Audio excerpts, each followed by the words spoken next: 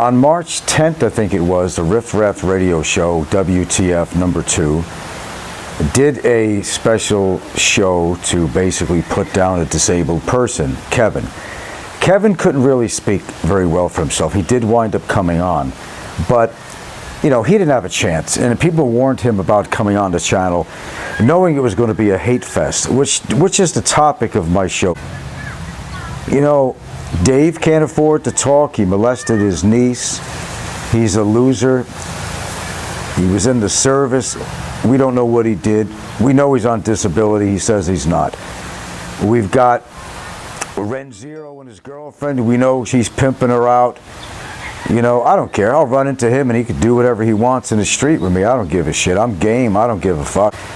We're these losers in life who molest people, and yet they're talking about, yeah, this guy's a lowlife because he molested somebody.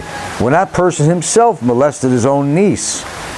It goes further than that. They go into people's background and personal lives. They try to interfere with people's jobs. Probably why Dave's leaving. The Muslims are against him. He's got a legal case with his niece's family suing him. Aloe, who's a total sociopath, by the way, comes on there.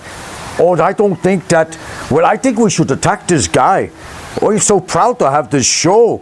So we got the show, put people in their place. Fucking sociopath motherfucker, man. Fuck out.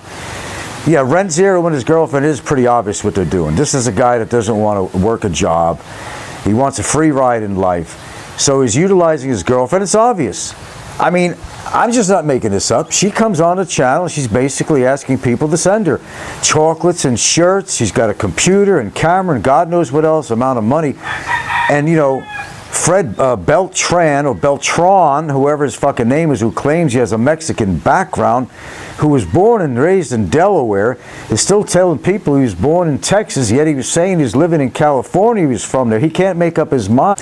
Now, I do feel one thing, that people who are contributing to Ren Zero's show should stop. Should end it right there. He's a bust. He was a bust for when he made that video on me, the interview, and he lied. He was a bust when he lied about his name and then later on came back and said to everyone, oh, I never said I wasn't Fred Beltran. You just never asked me.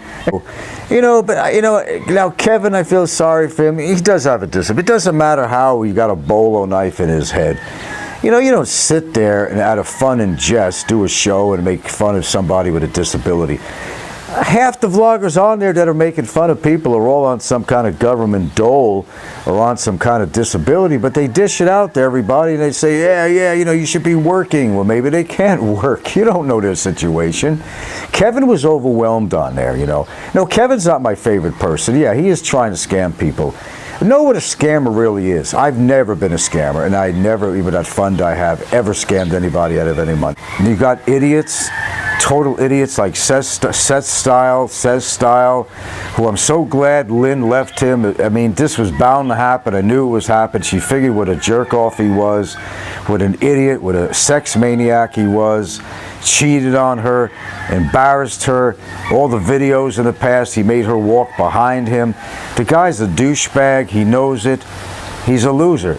All of these people that have the nerve to talk about and the gall to talk about everybody else are indeed losers who are trying to fight back at the characterization that they were born with, or they acquired, or they attained during their youth or adult lifetime.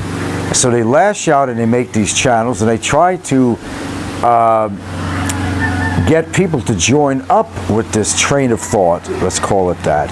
In other words, they try to recruit a bunch of other losers that could think the same way they do, and they create a channel to attack people. But when you go into people's private lives, there's payback on that, believe me. You may not realize it now, maybe not tonight, maybe not tomorrow, but eventually karma does catch up. That's all I'm going to say. Take care.